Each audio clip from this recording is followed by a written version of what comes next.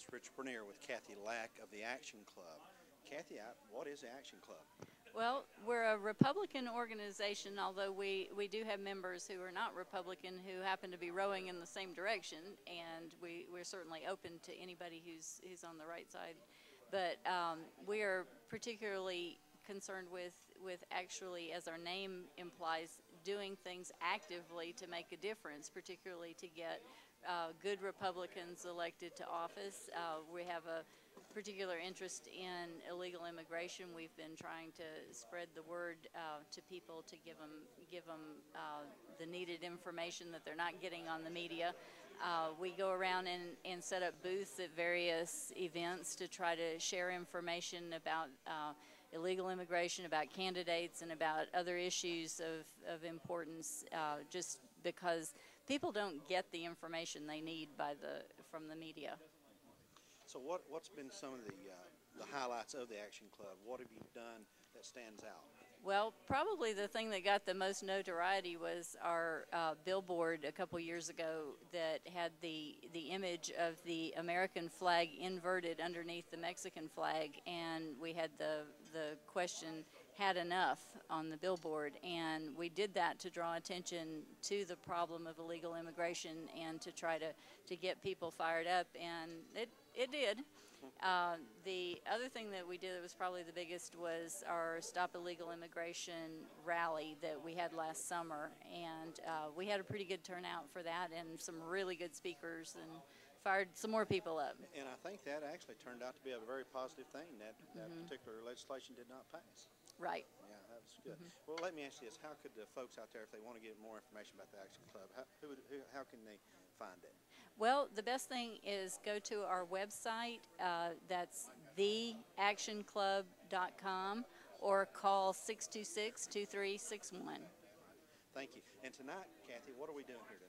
Well, we're going to forego our usual business meeting to have the county commissioner candidates, the Republican county commissioner candidates, speak and tell us what they have to offer.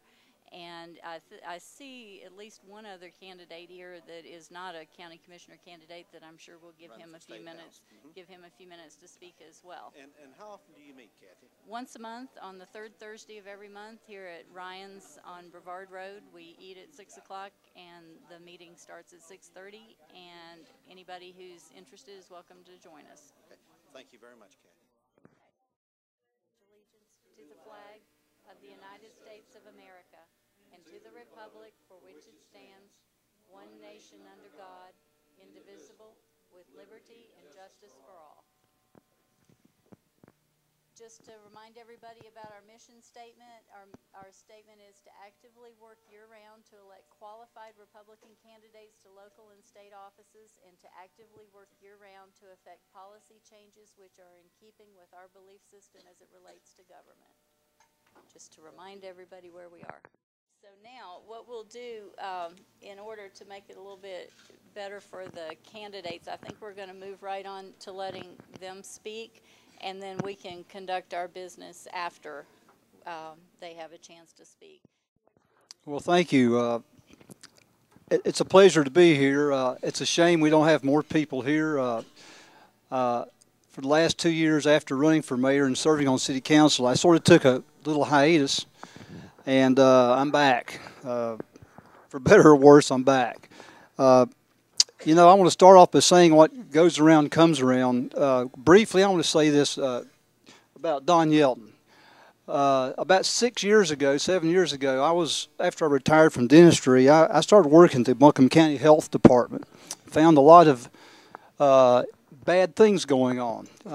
Slush funds, poor management, and a lot of other things. And I had no one would listen to me except Citizens for Change, Don and Peggy Bennett. And I'll never forget the first time I ever went on camera to do that. And then they circled the wagons on me. Wanda Green Company circled the wagons, accused me of everything that they could accuse me of.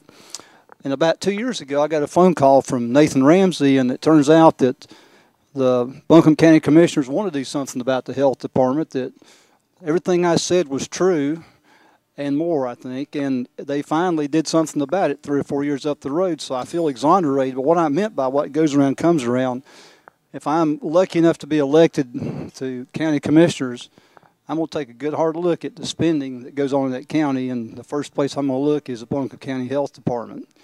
That's going to be one of them. It has a budget of $88 million, and I stood up here the other night with Citizens for Change and listened to Holly talk about why she's running and that she wants to help more people and she wants to do this and that, and it sounds very noble. It's the same woman that wants to charge outside county water rates to people who are poor. It doesn't make a lot of sense to me. So I'm back, and I'm going to run as hard as I can, and I need your help. But I want to say a thank you to Don and Peggy Bennett and Citizens for Change, Gerald over here. They got me into politics, and I guess I don't know if I should thank you. That's right. Mark that the county commissioners gave that, well, we were elected, and when you're elected, you've got to make these tough decisions. But, you know, there are some decisions that people should make, and that was one of them. Thank you. I was on city council for 4 years, and I saw what zoning does. And you just ask the city, if any of you are watching this on television and you live in the city, ask yourself, has zoning protected you? No, it doesn't. I do believe that we need some kind of form of land control so we can grow in an orderly fashion. But we don't need the heavy hand of conditional use zoning where a council or a commission 5 years from now could tell you what color windows to put on your house, and that's what's going to happen if we're not careful. Whatever they ever decide, if the voters say we want it, then I'll abide by it. But if they don't, then we need to do something a little better. I think that the meetings, the county commissioners need to have open meetings on television. They need to have everybody that wants to speak, and it should be on television. I can't believe those people are afraid of the public. Yeah, I know. Nobody likes to be criticized. And believe me, I've been called a racist. I was voted political villain of the year in 2002 by the Mountain Express, and I wish they'd given me a plaque. I consider that an honor. I'm used to that, and I'm used to these people. You've seen them on city council coming up to you. We have some really strange people. I don't have a problem listening to them. Now, if they get a little bit out of control, I'll say something back to them. I'll give you an example. One of the issues I brought up when I first got on city council was we had people on our planning and zoning board that weren't even American citizens. Some of you don't remember this, but I brought that up the first 2 months I pledged I would do that, and I did it. We had this big council meeting one night, and this woman comes up, and she's dressed and got her face paint on red, white, and blue, and a hat and all this stuff, and she's got her left-wingers out there in the back room or back of the room, and she's waving that American flag at me and saying, you know, Dr. Dunn, what we need are white American males on our boards and commissions, just making fun of me. She kept on and on and on. Well, then when she got it and walked away, I said, hold it right there. And the mayor turned white. Charles Worley had told us not to talk back to the public. I simply said to her, ma'am, the next time you bring, excuse me, the next time you bring that flag up here, you show some respect. Men died for that flag. That's not supposed to be used as a special, selfish agenda prop for you, and I resent it. And she said, can I say something? And I said, no, you've had your turn, now it's mine. So that's the kind of person you're dealing with. So I believe the public should be heard. I'm going to pledge right now not to raise your taxes. There's waste in government, and I know that we can find it. It's just a matter of county commissioners having the guts and the time to go look for it. I learned a long time ago that what the city manager would tell us, or in my case, if I'm elected the county manager, I'm going to listen to what staff has to say, but I'm not going to stop thinking. That's a big difference. Immigration, I definitely think our county needs to do something a lot harder on immigration. I'd like to look at this Henderson County model and see what we can do to copy it. My son's a police officer in Charlotte. I rode with him one night on Saturday night. He got a call that there was a person driving recklessly through a single-family neighborhood. We drove up there, and Brad had the big lights on. This is about 2 o'clock in the morning. He got out of the car, and this guy was in the middle of an intersection with his hands down, and it was dark, and my son said, get your hands up on the steering wheel where I can see them. The guy did. And you guys, here's my son, this police officer. I'm sitting in the car just, what's going to happen next? Well, anyway, Brad starts walking towards him. The guy drops his hands real quick. Brad reached for his gun, and he said, I said, get your hands up. The guy brought him back up. Brad goes over there and gets him out of the car. He's drunk. He's driving illegally. He has no driver's license, and he's an illegal alien. Now, what if my son had been shot by this person? It could have happened. I was sitting there thinking, am I going to watch my son have to make a split-second decision on whether to defend himself or not? So I got a real problem with when I hear these citizens groups when attacking the police and want to look over their shoulder, I got a real problem with that. And I'm going to go after illegal immigration just as hard. I think we should have district elections. I think we could use the model of using the school board districts. I personally think we should have 7 commissioners instead of 5. The budget's about 3 times bigger than the cities, so why not have it? And let each school district have its own representative. You all know and I know that the county has to feel disenfranchised because of the fact that they're hardly represented by, I think, one. Now, I think we have another commissioner that has moved to Fairview, but she just did that recently. So we need better representation. Finally, I just want to say a couple of things, and I'm going to shut up. I need your support, and I need your prayers, because it's not going to be easy for a person with an R behind their name to get elected to anything around here. I'm fortunate enough to have good friends who support me, and my wife, Sandra, she's had eye surgery, so that's why she's wearing the sunglasses. But I'm going to need your help. We're having signs delivered next week, and I hope some of you can find a good, safe place to put them and ride herd on them and protect them.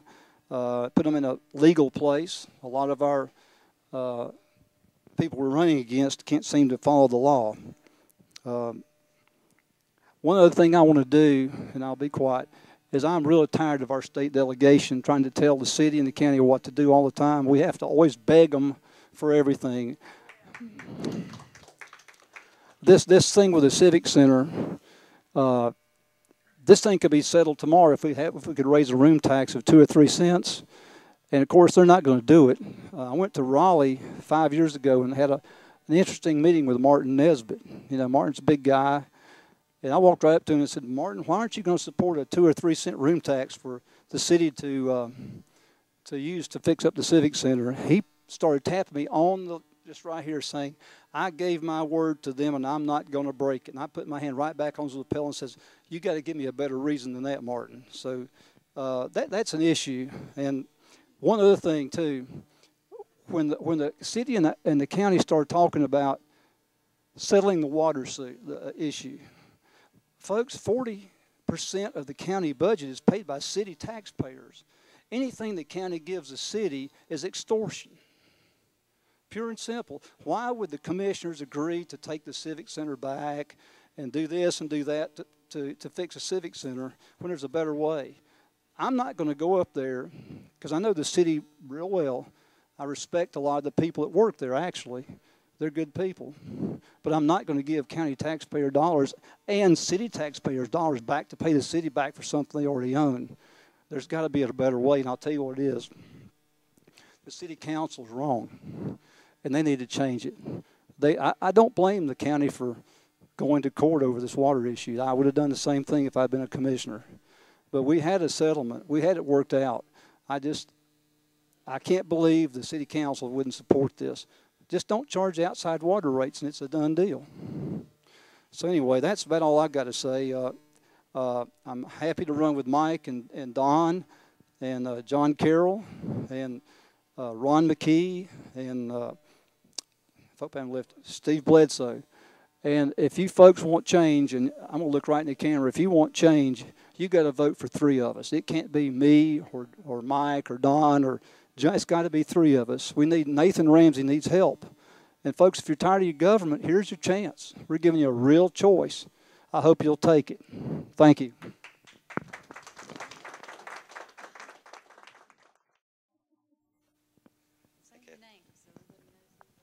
Okay. My name is Mike Fryer. And I decided to run for county commissioner because I watched a lot of things in the city that's happening that Joe's talking about. Then I got to watching what the county was, things that's happened in the county. Personally, I want some of the taxes backed up, because when we had our last revaluation, the city actually stepped up and backed theirs down somewhere close to neutral. Well, the county did not do that, period. And, you know, I was in racing for a lot of years, and I understand when you go out and you ask somebody to sponsor your race car and you say, well, and then the Winston Cup is like, well, I want $4 million for the whole year. Well, the race car does good. You got the $4 million. You have an income from the car. And at the end of the year, the owner kind of notices, well, I've got $1 million of this money left. And how am I going to get more money? So he goes out and he buys equipment, he buys engines, he buys race cars. He pays for everything before the year's over. That way, when he goes back to the sponsor, he says, well, I spent all the budget.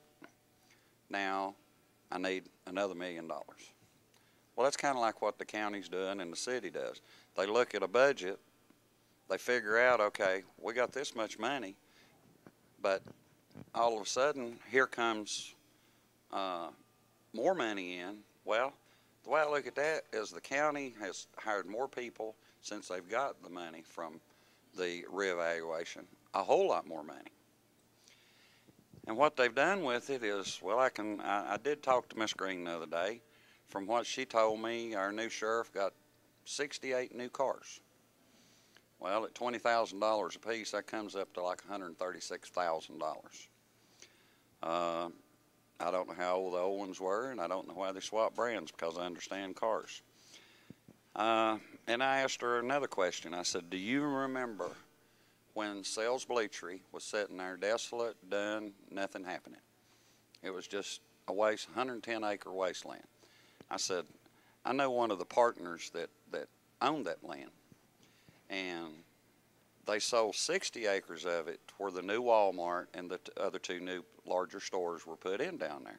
So the gentleman told me that the biggest check he wrote for tax on that property was $27,000 when it sat there desolate. So my question to her is, I said, well, he built, Horn Development comes in, they build the buildings, and then they get a tax bill. I said, do you know how much the tax on half that property is now? No, but I can find out. And I said, no, but I can tell you. It went from basically half the property would be $13,000 to $1.2 million. So if you take the Targets, the Walmarts, and all the building, why are the people that have farms and the older people, and nobody understands why people's having to sell their properties? I want to retire, but how am I going to retire if my tax bill keeps going up? Continuously higher and higher. Homes that were bought for $20,000 in the early 80s are appraised at $168,000 today. And in the city and county taxes, it's $2,000 a year because I have one. My wife does. And so they pay for the house again in 16 years or 8 years. 8 years, the house pays for itself again, and people used to pay 30 years. My children are not going to be able to live here. I know Joe's had one to move away because he had to go somewhere where he can make a living. Don and them, I really don't know if y'all have children or not. No? Okay. But Kathy and them, Kathy has a good business, and all the people here, we got to understand, I want physical responsibility out of the county. I don't want them to say, well, we want an $89 million health budget. And there it is, one line, $89 million. I want them to show me where they're going to spend that $89 million. You deserve it. I deserve it. It's our money. It's not their money. And then I'll go past that. I am for people's, the rights to the voter on zoning. Joe, if you can get two of us in with Nathan, we have a possibility of reversing it now. Then having it put on a referendum for y'all to make a decision. Because I think I'm right. I may be wrong, but I think it can be reversed. It can be brought up and reversed. That's what I want. And then let the people make the total decision on it. District elections, I'm leaning toward the 7. I'm still trying to figure my little maps out, but the 7 is looking much closer to me. As far as immigration, Kathy, I'm kind of sick of it. Girl gets killed the other night. Guy kills himself. She's got driver's license with 2 or 3 different names on them. I have a hard time getting a driver's license with one name on it. My kids went to high school and grade school in this county. We had to provide a birth certificate. We had to provide shots. We had to provide everything. Well, you know what they have to provide? 0. Nothing.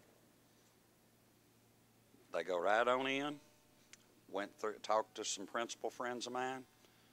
They try to teach them English about an hour a day. Have nothing against it. People coming legal from anywhere.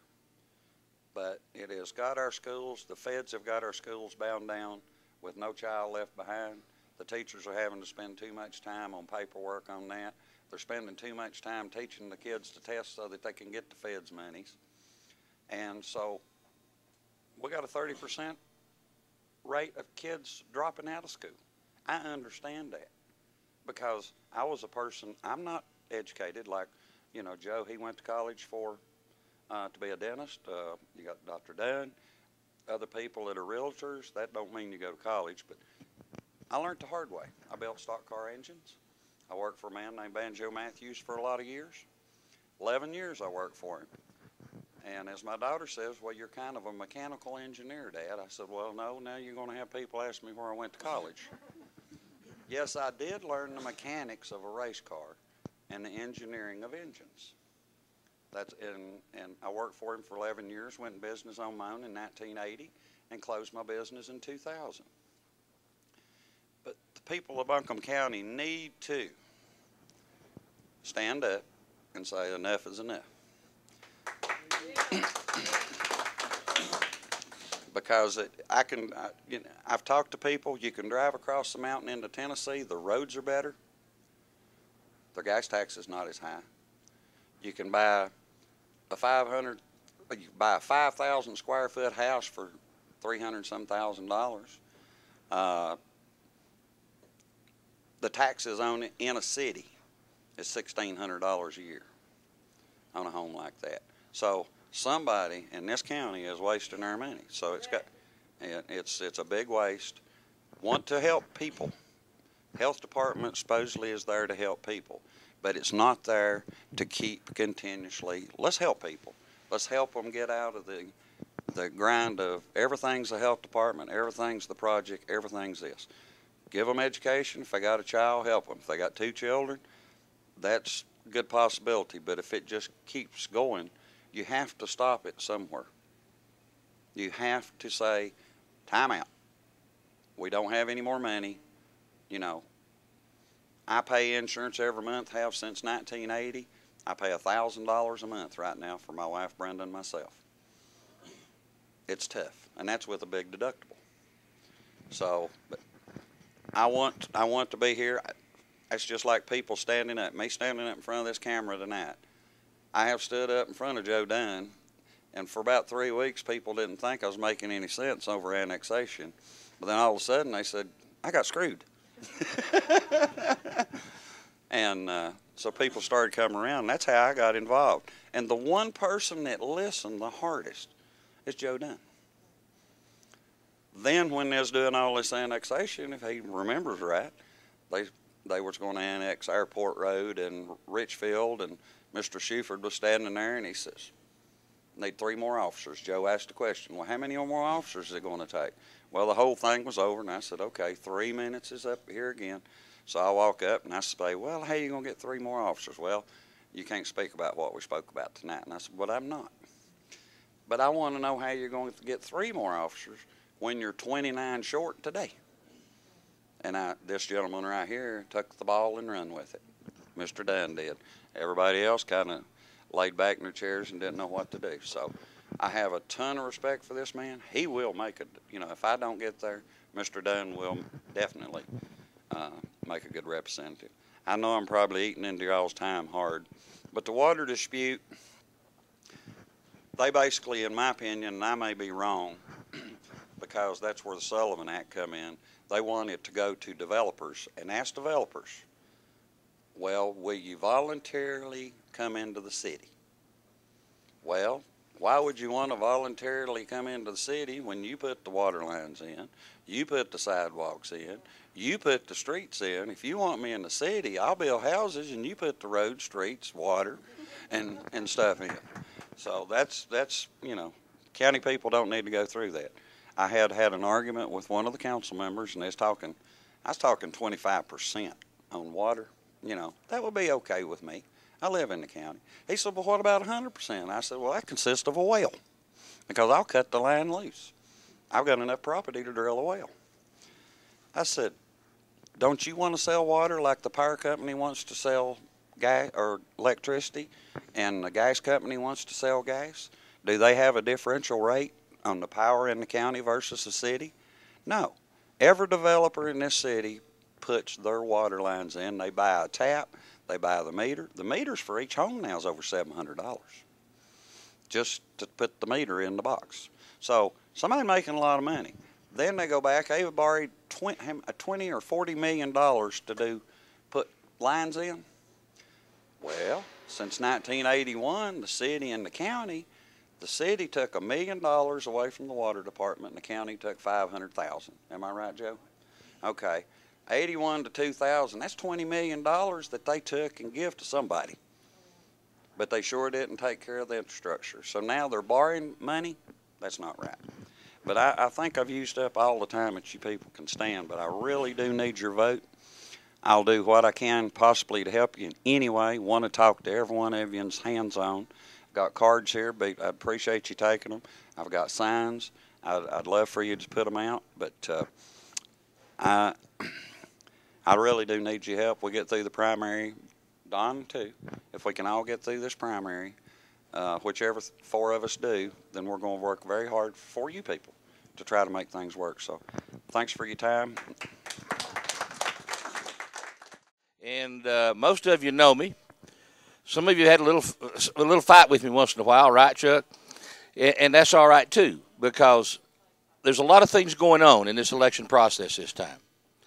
A lot of things need to be said. But my wife's passing out something to you that I worked on to try to make it very simple and very easy for you to understand. And on the front side, it says this. You want somebody different? You want somebody different what you got in there?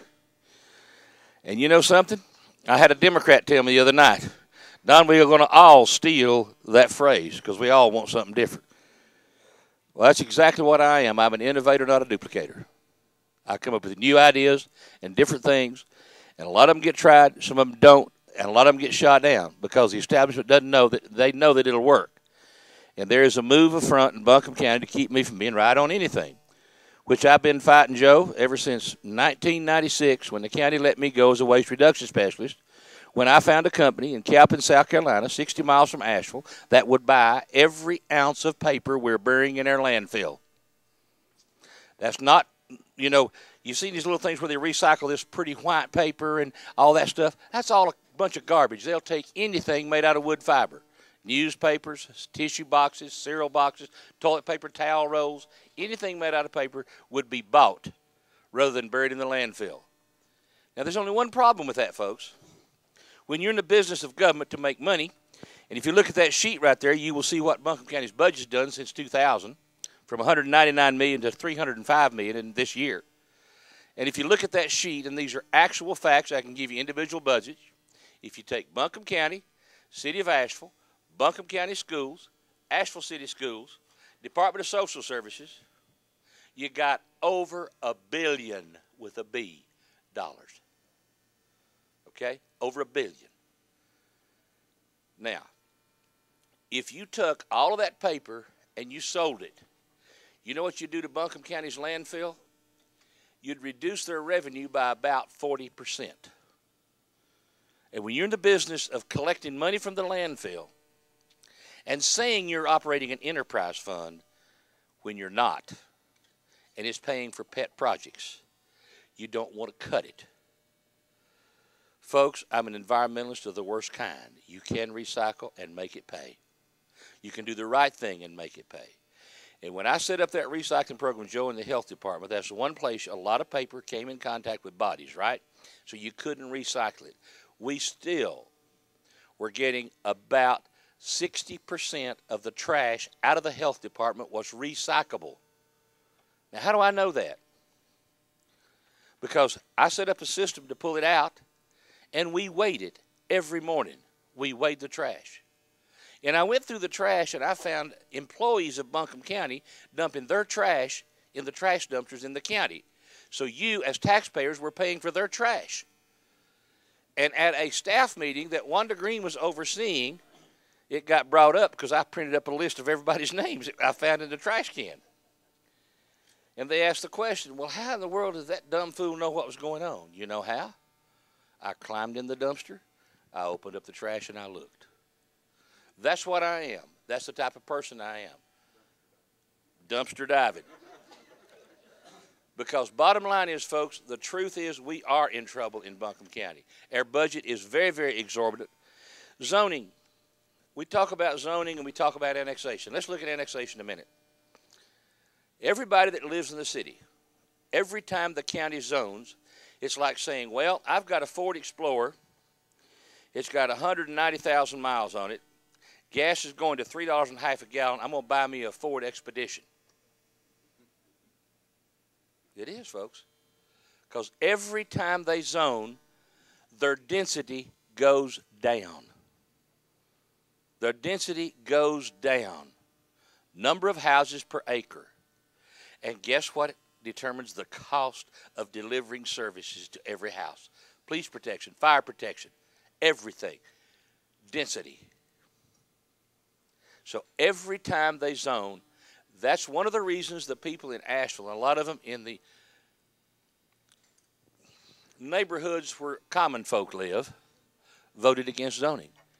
Because they were smart enough to see that when you start telling people what to do on their property, you're driving the cost of real estate up. And nobody's willing to address that. Now, Holly Jones, when she spoke at the Citizens for Change meeting, said, I'm all for affordable housing. I followed her outside because I didn't want to ask her this question in public, but here I am now asking it. It's going to be on TV. I said, Holly, how can you say you're for affordable housing when you don't have a mobile home one in the city limits of Asheville? Now, folks, they've got single-wide mobile homes with vinyl siding and shingle roofs for $30,000. Even $70,000 for a lot to put it on gives you a $110,000 house, which is a darn sight better than a $300,000 house. So she said, well, I don't know. I guarantee you what they'll have to do. We'll have to study it. You don't have to study this stuff, folks. The numbers are already there. The facts are there. We know it. But what's happening? Well, what's happening is you and the people that's watching this thing tonight are fat and happy. Until the county knocks on their door and says, hey, you got to get that junk off your front porch. Or until the county knocks on your door and says, look, you got to move that car out front. Or look, you can't do that or you can't do the other. And everybody swells up and says, man, it's my land and I have a right to do what I want to on it. Folks, you have no rights anymore on your land. They're gone. Private property rights is essential to the free enterprise system.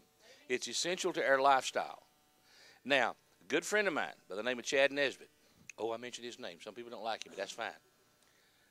He told me one time, he said, well, I can do whatever I want to my property. I said, Chad, no, you can't. What about your neighbor that caused all that water to wash down you? Didn't that make you mad? He said, well, I can do anything I want to within limits. That's the problem, those limits. And Joe, Mike, that's the problem. People come to you wanting you to determine those limits. And nobody puts it back on them and says, okay, what limits do you want on you? Because everybody wants to tell their neighbor what to do as long as it's what they want. And now we've come full circle what this country is all about. This country is not a democracy. And I was tickled to death today when I heard Sabo from UNCA make that comment on the Matt Matan show. A lot of things about Matt Matan I don't like, but that was a good comment. Because Sabo said we are a republic, not a democracy. And see, there are some things, yes, that the people should decide. But what our county commissioners do, and they do this, and they do it in the city council, Joe, they only decide the things that they shouldn't decide, and then the real hard decisions, they give it to the people. They don't make the hard decisions. They don't put the facts out there, even before the people decide. And in a democracy, if 51 out of 100 vote for it, then it happens, right? And that makes you real happy if you're one of those 51. But if you're one of those 49, it sucks. Plain and simple. And we have got to look at our constitutional rights. Now, I'm going to tell you a story, and I'm going to wrap it up. If you look at what I proposed in 2000, the first time I ever ran for county commissioner, I proposed open government. I proposed televising public comment. I proposed that you get TV involved in filming all of your planning and zoning board meetings, your animal control board meetings, your soil and erosion control board meetings. We've got 3 channels in Buncombe County, and one of the channels gets a whole lot more money than the other channel. The county channel gets, what, $500,000, and URTV gets like $200,000. Folks, there's enough airspace up there for us to be able to turn that TV on and see your government in action, but they don't want to see you. They don't want you to see what you're doing. You need to see them throw people out of meetings when they say you can't come in. You need to see what they do and how they walk in. They've already got the decisions made. And how many of you in here have started going to county commissioner meetings? If you go to county commissioner meetings consistently, most of you get sick and tired and don't go anymore.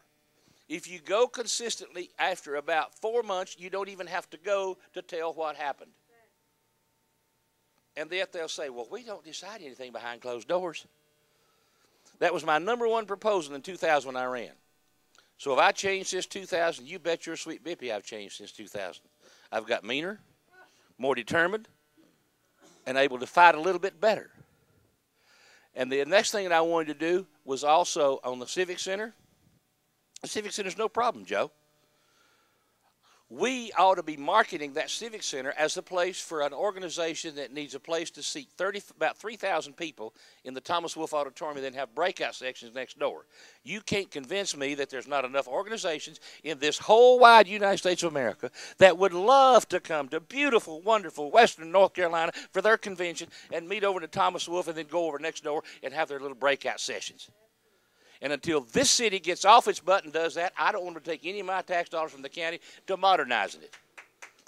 It's set up there, not even painted, folks, for how long? Now, I've quit preaching and gone to meddling. But what I'm saying is that's going to help the folks in the city too, isn't it? Because that's making that a profitable unit.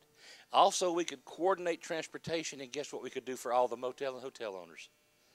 We could bus the people downtown for the convention, bus them out that night back to their hotel, and take those buses that we've got and put them to use rather than running up and down the road with 3 people in them. That takes creative thinking outside the box. And guess what? If you elect the same kind of people that's in there, guess what you're going to have? The same thing that you got. So you want something different, you better put somebody else in there different. Let's see. I could go on forever and ever and ever. Nature Center. They had the Nature Center down there in a little old piece of property. It should have been moved to the landfill, and now they're going to try to do an art center to the landfill. They at least did part of my idea there. Immigration, that's a no-brainer. Just enforce the laws you got on the books. And I'm so sick and tired. You know, they say, well, that's a federal problem. Well, guess what? If I come to your house and knock your door down, steal everything you got, are you going to say it's the government's problem? I'm going to let the government come protect me? No, you're going to protect yourself.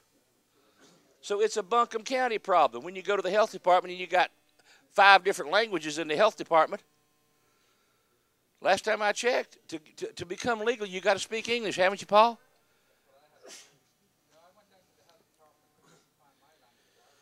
No, see, but now, if we're going to be nice to everybody, we got to we need Irish now added to the health department. So you see where it can go. This thing can go on forever and ever and ever. So the solutions are there. Why do we not have solutions? Because nobody implements them. And now let's bring up a very serious subject. CTS plant. Yours truly put up a sign on Concord Road last night. That's why I wasn't able to get my signs out to the early voting places. Thank you, Mike, for taking them out to Fairview today. I put a sign up on Concord Road, International Orange, black letters. And it says, I will fight for a full cleanup of the CTS toxic waste site. And I heard something today that concerns me very much from one of our county officials. EPA is thinking about pulling out and saying we don't need a hazardous response team out there. And they just discovered a well that has 7 families on it, that has 0.7 on it, and 0.5 is where it's supposed to be. So it's over the legal limit. And there's 7 families drinking that water. Now, when our county can run water lines for condominiums to be built at the CTS site, they can run water lines for the citizens of this county. And when the Planning and Zoning Administrator puts his initials on a piece of paper that says, all zoning rules are exempt, and they chop off 40-some acres, and you can find the paperwork and do the trail on that, because I did it back in 1999, Joe. You can find the people involved in that. You can get the responsible party. But it's going to take guts. And you're going to be fighting some very powerful people. Because this is a war, folks. This is a battle. I heard somebody today say this. We need to take our money that we spend on fighting drugs, that $80 billion, and we need to legalize dope and take that $80 million and educate the black folks to keep them from failing out of school. And, folks, they believe they're right. Legalizing cocaine was what's being proposed. And in Buncombe County, and those of you that are going to be watching this thing, you're going to see a move made to do the same thing in the county that happened in the city. There is a coalition building among some real people that want to be called progressive. That's what they want to be called.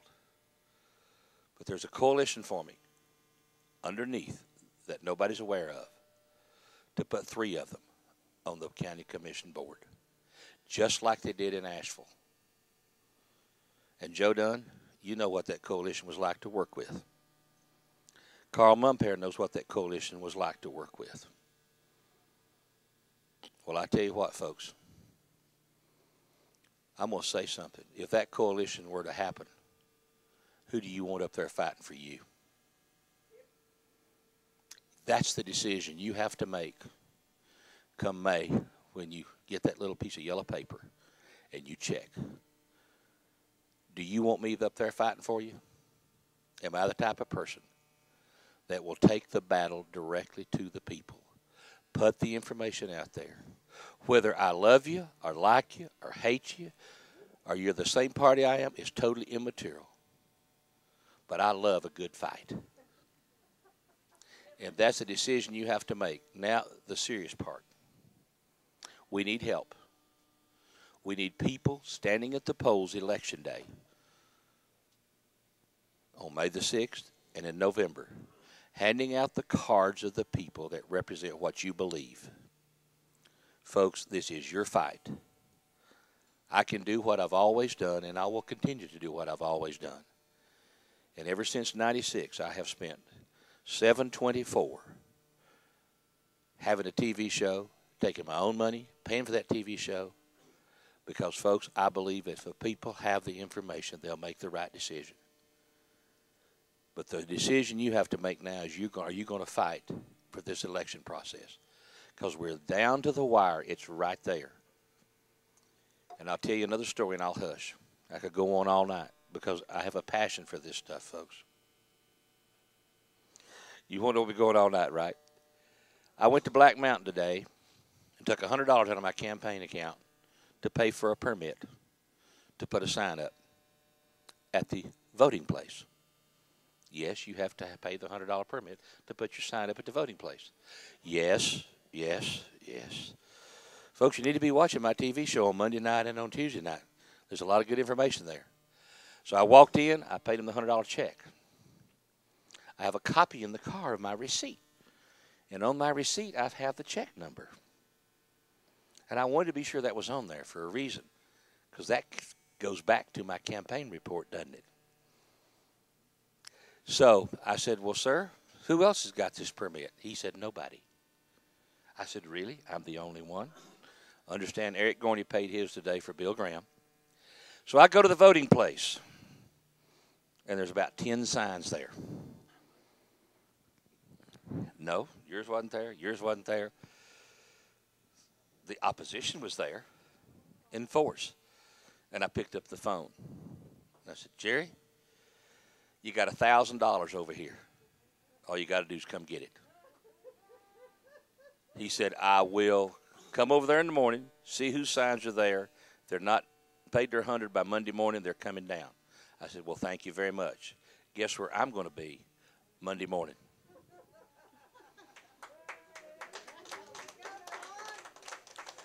It's not right. We have got to demand being treated fair. And you've got to figure out, folks, that this is a war. And the power structure will do everything in their can to defeat you. So you got to have a fighter. I ask for your vote. I ask you for your money. And I ask for your help election day. Vote Don Yelp. Thank you very much. All right, my name's Eric Gorney, and here on behalf of Bill Graham, who's running for governor of North Carolina. I want to tell you a little bit about Bill. Bill is a moral and fiscal conservative. He's pro-life, he's pro-family, he's pro-marriage amendment to define marriage as between one man, one woman. He's pro-gun, he even used to own an ammunition company. He sold the factory to pump prime his campaign. He's pro-zero-based budgeting, and he's pro-taxpayer Bill of Rights. And that's key. With zero-based budgeting, if we were to be able to push that through at the state level, that means you start the state budget at zero and you go through the budget line by line. And all that overlapping, all the waste, that all gets cut out because you have to justify every single line in the budget. And that's key. And then with the taxpayer Bill of Rights, then you restrict that budget to inflation and population growth. Speaking of taxes, many of you may know Bill from signing his petition, StopTheGasTax.com. Bill comes from the grassroots. He comes from being an activist and getting the people involved and actually changing things in Raleigh. An interesting thing, too, after StopTheGasTax.com, he started StopIllegalAliens.com. And so, which is interesting because now he just put out his illegal alien plan right here. I've got it here if anyone wants to read it. And that's actually getting national attention now. I know AliPac even put it up on their website, but Red Star, all these different blogs were putting it on. It's getting national attention. It's a great plan. I encourage people to read it. If you can read it here tonight. If you're on TV, you can go to www.graham2008.com and look up the plan. It's a great plan. Now, this is an interesting year. There's actually 5 Republicans running for governor of North Carolina. There's 3 Democrats. Of the 5 Republicans, though, they're pretty close on the issues. There's a couple differences, but they're all pretty close. So what really makes Bill stand out? You know, why should people vote for Bill? I believe it comes down to leadership. Let me explain why. Bill was able to take an issue, the gas tax, and he exposed that issue, and then he united the people behind that issue. And then he turned that issue into a movement. Then Bill, as the leader of that movement, collected 75,000 signatures, and he actually printed them off, and he had them carried into the General Assembly, and he put them on Jim Black's desk. Back then, Jim Black was the Speaker of the House, and he said, cap the tax or we're going to march on Raleigh. You know, and then he guided it through the General Assembly and met with the governor, guided it through the governor, and we got a cap on our gas tax because of his leadership. And what was the result of that? To date in April, it has saved us $200 million. He's actually the only candidate running for governor right now that's already saved you money. And I think that that is what is key about Bill Graham. He has proven he can form a bully pulpit, and he's proven that he can unite the people. It wasn't just Republicans that signed those petitions, but because he also did StopIllegalAliens.com. He collected 45,000 signatures with that one and helped force the General Assembly to require a Social Security number to get a driver's license, to start weeding out the illegal aliens. So he was able to do this. He's able to unite the people, though, and I think that that's key, because and that's the theme of his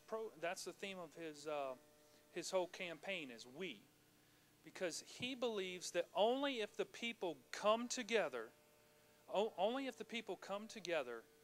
will we change things in Raleigh, because Raleigh isn't going to change right now. If Bill had just come up and gone to Raleigh and said, "Hey, will you introduce a bill for me about, a legislation bill, introduce that for me about capping the gas tax," nothing would have happened. That good old boy system would just massage it and kill it. It is only because he can get the people involved that we have a cap on our gas tax. Because he can get the people involved that we're starting to restrict those driver's licenses. That's why I think that it's key to elect Bill Graham. Because Bill's going to take this bully pulpit and he's going to reduce our taxes. As I said, he's going to use that bully pulpit with the people to push through the zero-based budgeting taxpayer Bill of Rights.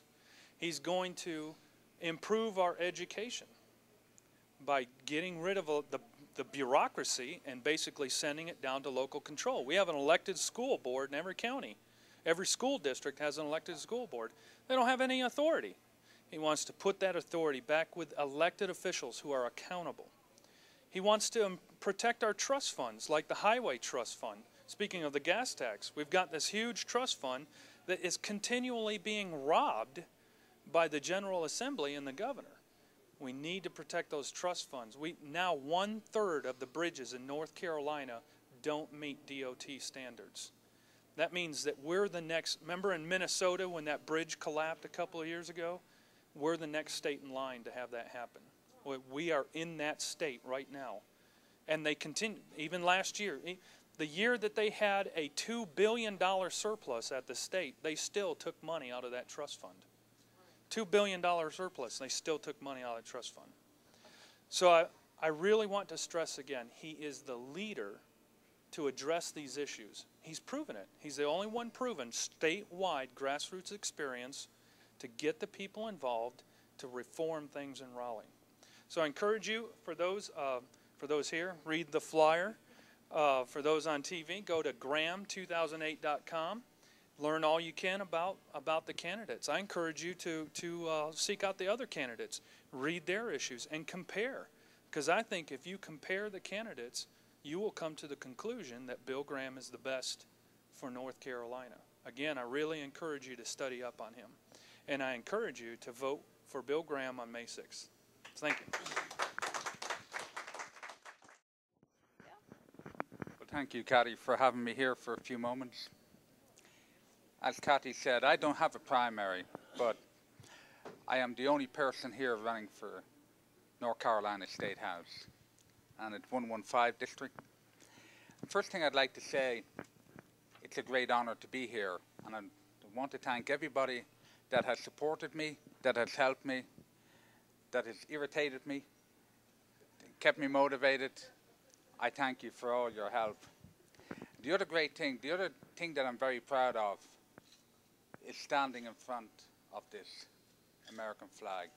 As you probably all know, I'm a new legal U.S. citizen, and it was a hard battle, 7 years to get there, but I wouldn't have changed anything to get to where I was. Now, there was a lot of great speakers up here tonight. We had Dr. Joe, Mike Fryer, we had Don, and we had Eric. Sorry, Eric. I'm going to call you Bill Graham there for a second. But I just want to talk a little bit about state issues.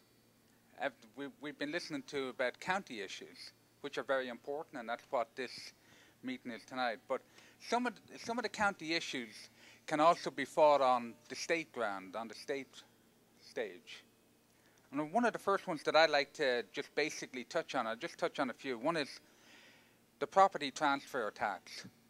I don't know if any of you know that, but my opponent, Bruce Goforth, had voted for that, but it didn't get through the Senate last year. It didn't get into the budget.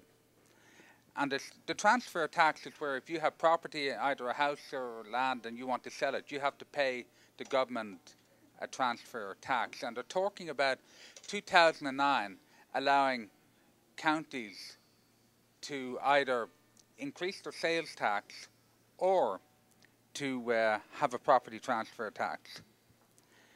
Another issue that I think is very, very important is forced annexation.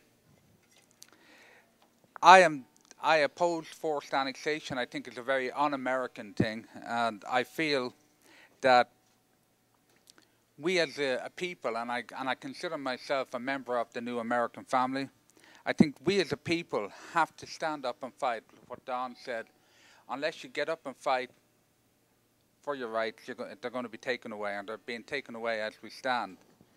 Forced annexation basically is where any community, town or whatever decides that they wanted to increase their tax base and take your rights away, or double taxation, and I'm definitely against that. Another one is the temporary sales tax. We have a couple of temporary sales taxes in North Carolina, and I'd like to get them repealed. Basically, you know, they're temporary, they should be gone. Another one would be the 2% on food. I think it's really sort of very strange that we have one party, or the power structure, talked about looking after the poor people, yet they put 2% of a tax on all the food that they buy out of a supermarket. And I really think that that should be taken off. Another issue that I think that would be a great help to Buncombe County and all the people that get through the primary running for county commissioner, I would like, hopefully, that they could come up with ideas where people that get into the State House can help you with your issues. And one of them that I think is a very innovative idea, and one person here thought of it, is taking the property tax off vacant and unused land. And that will do two things. One, it'll allow people to hold on to their property where they won't have to sell it, like what Mike was talking about. And another thing, it'll help cut down development. Because then if people don't have to sell their property, well then developers won't be able to buy it, and then we won't have all the problems that we're having. Another issue that seems to be quite prevalent is getting non-profits to open their books for audits, particularly ones that get taxpayers' money. I think it's very important that they open their books. Somebody said to me, well, by saying that, you're going to get a lot of people that depend on non-profits for their livelihood vote against you. I haven't said get rid of any non-profits. I've only said open your books. Any non-profit that isn't willing to do that should be closed down, and then there'll be more money for the ones that are willing to be honest and open with the people. I think that another issue would be, I think it would be prudent on the state legislator to basically say to any county or city that doesn't enforce the 287G program that they're not going to get any funding. And I feel that that would be a good motivator. Money is always a good motivator for governments. They all love money. And I think that that would really be something to sort of encourage them to, one way of helping this illegal alien problem, cutting it down. I know, I've went through the system, so I know what I'm talking about. I think it would be prudent to try and get the lottery money that was stolen out of, you know, the educational funds that were stolen because of the lottery back into Buncombe County. We have a lot of problems with the educational system up in Buncombe, and one of the reasons is the money has been taken out of it. I think at the moment the educational fund is $58 million below what it was before the budget, before the lottery even came in. Another thing that I'm sort of will push for and fight for is Jessica's Law. I think it's time for it to be done, and when I'm down in Raleigh, I'll definitely push for that. I think it's very important for people to understand that even though heading down to Raleigh to become a member of the legislature doesn't mean that you have to sell your soul. I'm going down there to work for the people. I'm not going down there to be a member of the government. My opponent seems to love it down there, and I remember asking him a question about giving money to big businesses, Goodyear and Bridgestone. And I asked him, are you going to vote against the governor's veto? And he said, well, I really don't need to tell you because you wouldn't vote for me anyway. And I think that just gives an idea that just because I'm of a different persuasion, different party, he thinks that because of that I wouldn't vote for him, which is not true. If he did the right thing, I'd vote for him. And that's one of the reasons why I'm running now, because he's not doing the right thing.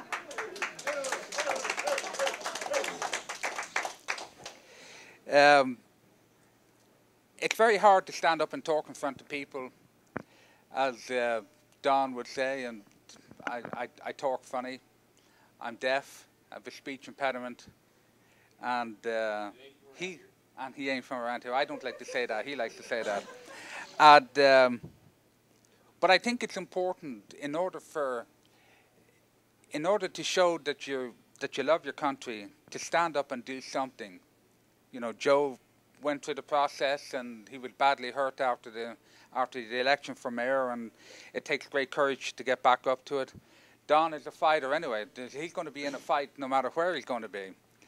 Mike here is fighting for, you know, property rights and stuff, which is very good.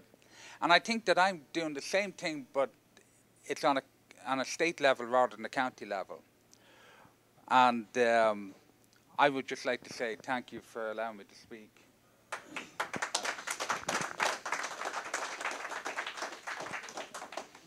Okay, at this point, if anybody wants to ask questions of any of the candidates, we'll take a few minutes for that. I got a question for the county commissioners. All three of them can weigh in on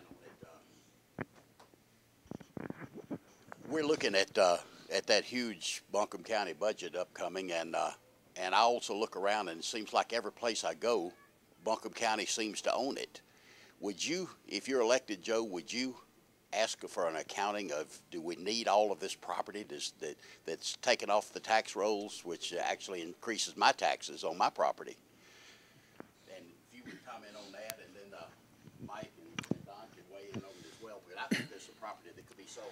That's a good question. When I was on city council, I brought that same issue up about the city owned a lot of property, and we got the city to start selling it.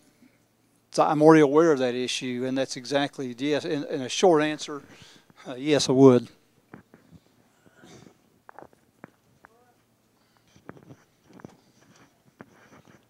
Yes, I would have them selling some property too, because the city, actually, Danny Lack has looked at the issue, Bill's son, which he's a good friend of mine, and the city has over 1,000 acres of greenways and parks at the present time. The county has over 2,000 acres, and this money is all, you know, they buy things, it's taken off the tax base. I guess the city and county went in together on one partial up on the mountain, and I think the city give $275,000, the county give $275,000, and somebody else, and it's a little partial on Town Mountain. So there's tax base gone. How much more tax base can they take away and keep adding to the people? That's the problem. So they need to get rid of a few things. Thanks a lot.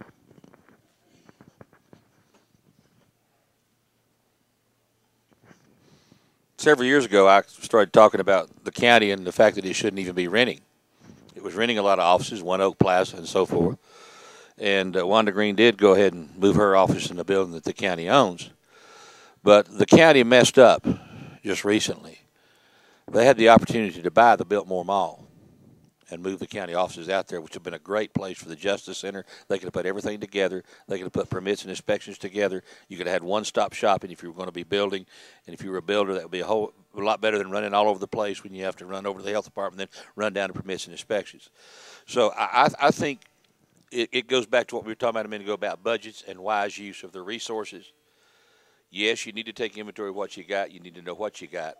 And I am concerned when the county purchased a shopping center on Lester Highway and then turned around and committed to lease it back to the Landeskai Regional Council for numerous years.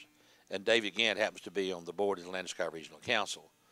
And yet Buncombe County is now in the landlord business. I think that might upset some realtors in Asheville when the county starts getting in competition with them. So the thing you got to do is look at what you got. And if you're not using it, sell it.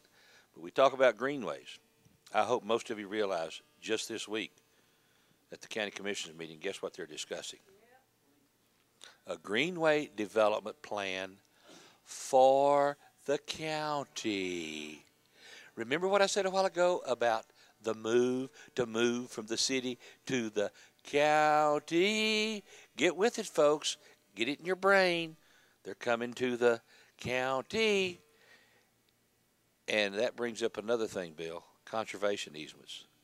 We take your tax dollars and buy a conservation easement and let a conservancy hold that easement. Now, what happens if 100 years from now we find out that we need to plant Liriodendron tulipifera, tulip poplar, or poplar trees because they take out pollution out of the soil, and we find we need to plant them everywhere? We have to buy back that conservation easement to plant those tulip poplar trees. So where does that money come from? Where does the money come from to buy the conservation easement? From you. If you have to buy it back so you can develop it later on because you need it for water or you need it, guess what? You got to get more tax dollars to buy the conservation easement back. So that's, again, not wise management. And that's why you got to exercise what you got the best. Okay. Any other questions? For county commissioners, I got a question for you, and it actually originates from the Ox Creek debate or candidate forum that they had up in Weaverville this past Saturday, which, by the way, the first 4 questions were scripted. The candidates did get the question ahead of time. So I just want to read the very first one because I know our time's running short, and I'm hoping that these folks here can answer them. The very first question that they asked the Democrats the other morning at their own forum, which got here in writing that they handed out, it's taxes and county spending. We understand that property assessment laws are set in Raleigh and tax rates are set at the county level. If you were told to cut the county budget 5%, where would you look? If you were told you had 5% budget surplus, where would you apply it at? Very essence of the question. The essence of the question is that Raleigh tells you what you can tax and what you can't tax. And that is correct, but if you want to try something innovative like river basin-based taxation, which I say is a way to use taxes as an incentive for doing proper development and penalize someone for doing improper development, I get told that I can't do that, but I've checked with the Institute of Government and it is legal. That could be done as long as everybody had the same thing. So there are certain things that the Buncombe County Commissioners can do to impact what Raleigh tells you can't do. Furthermore, I think it would be worthwhile for the county commissioners to tell Raleigh, sue me. I'm going to do it anyway because it's going to work. So that answers the first part of the question. The tax rates are set by the county, but the tax rates that we have in Buncombe County, every time we have a reval, the rate never keeps it revenue neutral. They may reduce it 0.5% or 1% and make it sound like it's something big and great. So if you were told to cut the county budget by 5%, there's several places that you can look. It's a known fact that any major industry can hire an outside consultant to come in and probably get a 20% reduction just by looking at it from the outside. And that reduction does not have to be firing people. That reduction can be consolidated buying. That reduction can be things that the government normally does not think of. And so I think you can do a 5% without any problem at all. As a matter of fact, I just told you a while ago, I can sell the paper they're burning in the landfill. And the last time I checked, if I can sell something for $25 a ton and the county is paying $385 a ton to bury it, and I can cut their landfill bill by 60%, I've saved some money and I've made some money. That's how you get 5%. It's no problem at all to do it. I have done it for waste reduction before. If you had a 5% budget surplus, cut taxes. First of all, I have a real issue with greenways and parks anyway. I feel like they're very important. I do. Folks, we're living in the Great Smoky Mountains National Park. It's the most visited place in the United States. Just found that out when my wife and I went to Arizona for a week or two, for 3 weeks, and visited the Grand Canyon. Not to say parks and greenways aren't important. That's the first place I'd start looking to cut the budget at 5%. Second thing, the places where I would look, human resources, the health department. I wonder how many services that they duplicate that the hospital already does too. I think that would be another good place. I'd look at the sheriff's department. Although I'm very strong on law enforcement, nothing's off boundary. Certainly Parks and Recreation Department, the county, I'd look at all three of those if I was going to cut the budget. And the answer for the second one, if I see a 5% surplus, it sure as heck is not going back to the county. It's going back to the taxpayers.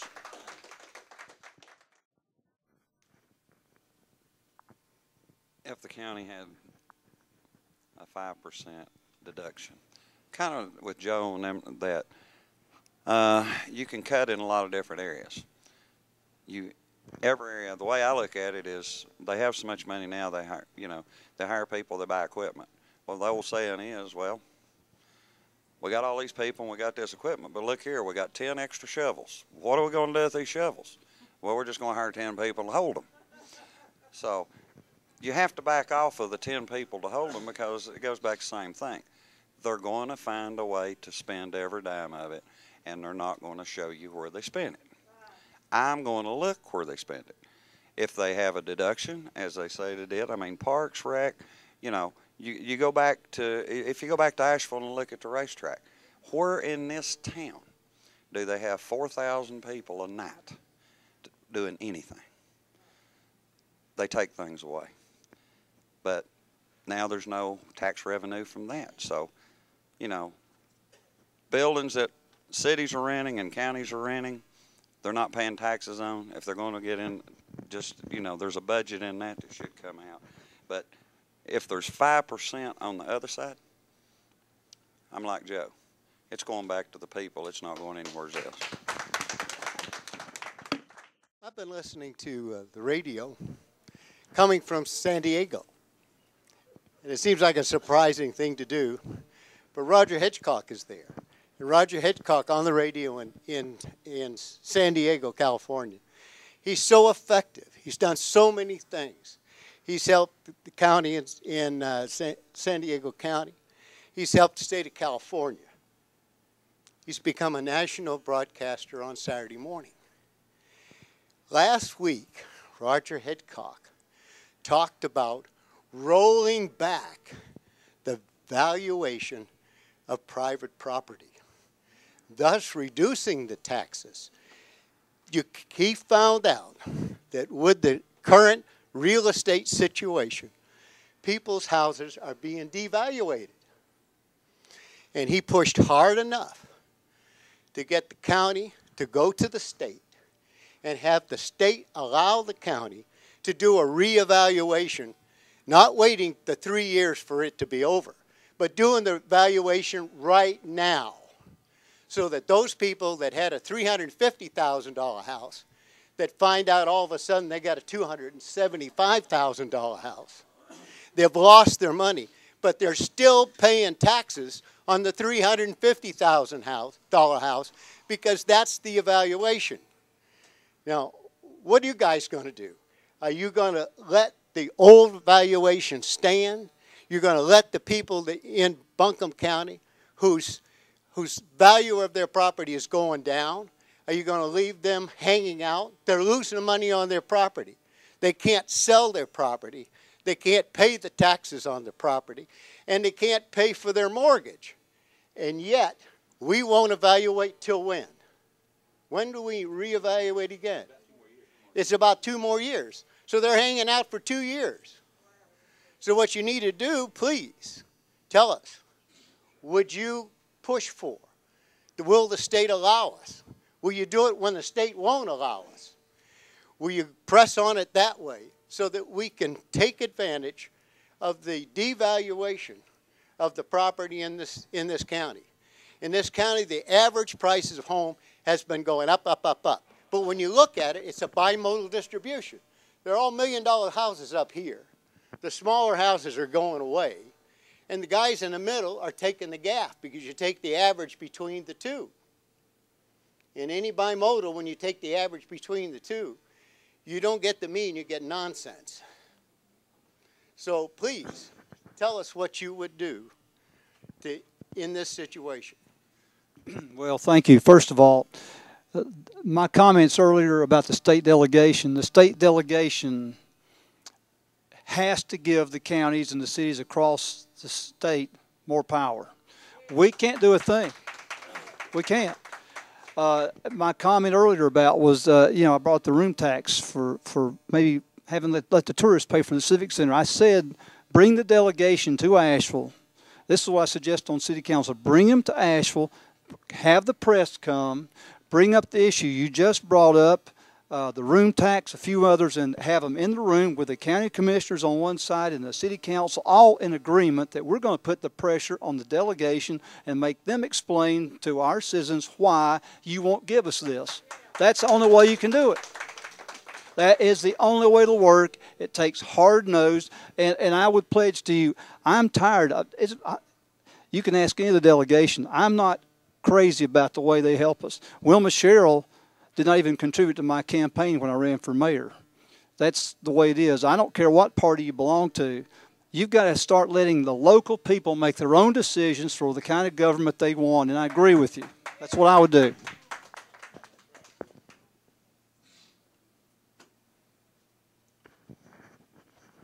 To answer your question, I've never met Wanda Green before, but I did go sit in her office. And I looked her square in the face and I said, you got a $304 million budget. Under the reevaluation, that's how you got it. The property taxes of the home values are dropping at the present time.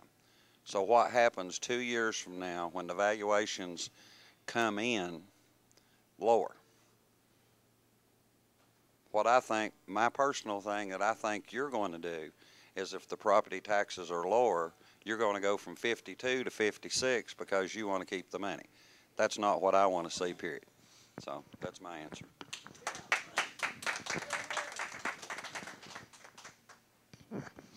Wanda Green said, you can make figures say anything. No, you can't. Figures don't lie. She told me that one time when I gave her a research project. Figures do not lie. The people that are reading the figures is what lies. And that's what I told her back. I think I was the first one that said tonight here that we need county commissioners that will stand up and say, Raleigh, sue us. We're going to do it anyway. That's what we got to do. That's exactly what we got to do. Now, that's going to bother some people, and there'll be some people of the opposite party take that and say, you don't want that wacko nut in there doing that. Well, I tell you what, Chuck, I think you do. I think that's what you're asking. You want somebody to stand up and fight for your rights that won't let Raleigh push you around. And the thing that you can do is you've got a bully pulpit. I don't care if you're just one commissioner. You have got a bully pulpit. And I'll let my reputation on using the bully pulpit stand because you've got to do, and that's all Joe was trying to get him to do was use the bully pulpit. But you can do it yourself, if you will. You can get the press involved. You can get people involved. You can get the builders involved because we are headed for a downturn. Now, we're insulated a little bit here. It's not as bad as in other parts of the country, okay?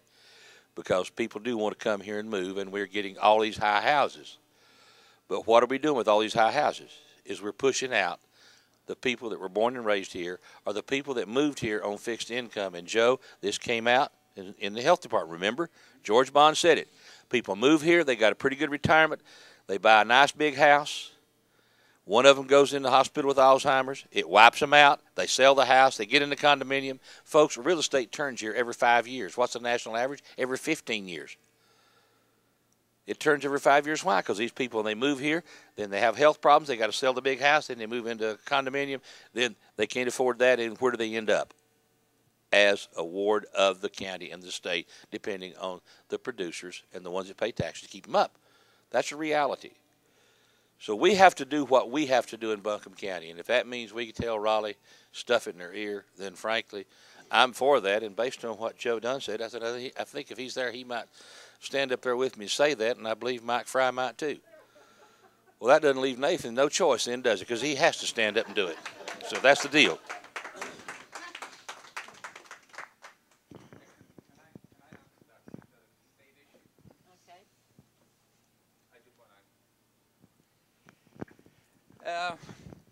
I know one thing.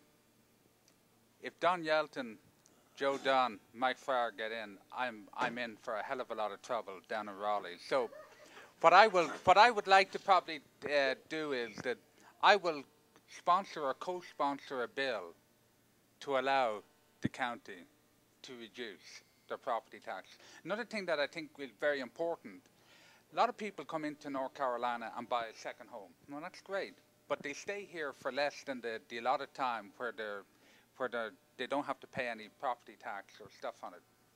I would like to change that and force them to pay a certain amount on their property, their second home here, and then alleviate the people that live here in the county of that burden by reducing their taxes in that way. So I know that as the new legislator, I'm going to have a terrible thing. The only good thing about it, Joe was saying something there that, you know, people say things and he's been called a lot of things, but, you know, the value of being deaf is that I don't hear some of it. So I can, you know, it just goes past me sometimes. So I know, but with 3 commissioners sitting on my head, if I was down in Raleigh, I'd rather be proactive in helping them get what they want done, rather than them giving me heartburn 24/7. So I might as well stay down there. So thank you very much. Okay, anybody else? Last call. Richard? Thank you for the opportunity to do this, Kathy. Thank you for coming to the Action Club.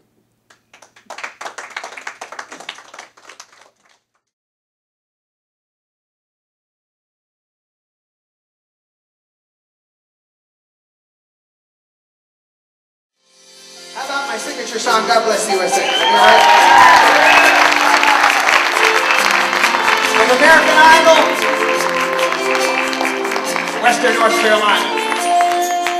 If tomorrow all the things were gone, I'd work for all my life, and I had to start again with just my children and my wife.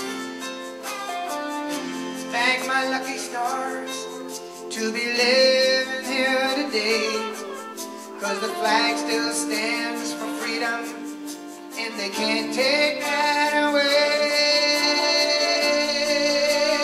Sing it with me.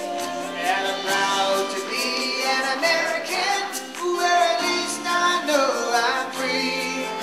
And I won't forget the men who died, who gave that right to me. And I gladly stand up next to you and defend her still today, 'cause there ain't no doubt I love this land. God bless the USA.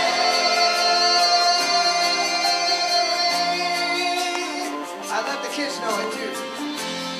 3 generations so far. From the lakes of Minnesota to the hills of Tennessee, across the plains of Texas, from sea to shining sea, from Detroit down to Houston, and New York to LA, where there's pride in every American heart, and it's time we stand and say,